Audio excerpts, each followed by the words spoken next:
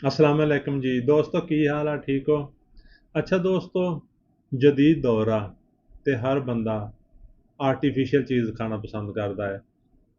ਚਾਏ ਹਰ ਬੰਦਾ ਹੀ ਪਸੰਦ ਕਰਦਾ ਹੈ। ਤੇ ਘਰਾਂ ਦੇ ਵਿੱਚ ਅਗਰ ਬੱਚਿਆਂ ਨੂੰ ਜਾਂ ਬੜਿਆਂ ਨੂੰ ਇਹ ਕਿਹਾ ਜਾਵੇ ਕਿ ਚਾਹ ਨਹੀਂ ਤੁਸੀਂ ਦੁੱਧ ਪੀਓ, ਤੇ ਉਹ ਕਹਿੰਦੇ ਨਹੀਂ ਜੀ ਦੁੱਧ ਨਹੀਂ ਪੀਣਾ। ਬਾਜ਼ ਲੋਕਾਂ ਨੂੰ ਦੁੱਧ ਤੋਂ ਨਫ਼ਰਤ ਹੁੰਦੀ ਆ, ਤੇ ਬਾਜ਼ ਲੋਕ ਕਹਿੰਦੇ ਆ ਜੀ ਸਾਨੂੰ ਦੁੱਧ ਮਾਫਕ ਨਹੀਂ ਹੈ।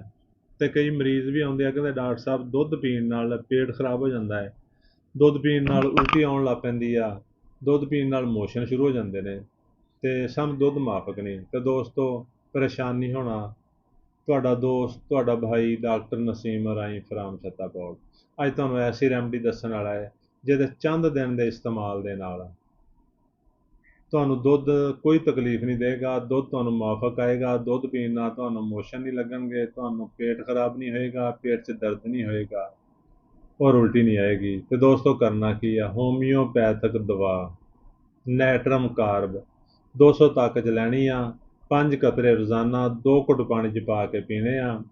ਇਹ ਤਕਰੀਬਨ 10 ਤੋਂ 15 ਦਿਨ ਪੀਣੀ ਆ। ਫਿਰ ਤੁਸੀਂ ਜਿੰਨਾ ਮਰਜ਼ੀ ਦੁੱਧ ਪੀਓ, ਜਦੋਂ ਦਿਲ ਕਰੇ ਦੁੱਧ ਪੀਓ। ਅਗਰ ਬੱਚਿਆਂ ਦਾ ਪੇਟ ਖਰਾਬ ਹੋ ਜਾਂਦਾ ਹੈ, ਛੋਟੇ ਬੱਚੇ 4 ਸਾਲ ਤੱਕ 5 ਸਾਲ ਤੱਕ 2 ਕਤਰੇ ਉਹਨਾਂ ਨੂੰ ਰੋਜ਼ਾਨਾ ਪਿਲਾਓ। ਅਗਰ ਜ਼ਿਆਦਾ ਵੱਡੇ ਬੱਚੇ ਨੇ 7 ਸਾਲ 8 ਸਾਲ, ਉਹਨਾਂ ਨੂੰ 4 ਤੋਂ 5 ਕਤਰੇ ਰੋਜ਼ਾਨਾ 2 ਘੁੱਟ ਪਾਣੀ 'ਚ ਪਾ ਕੇ ਪਿਲਾਓ।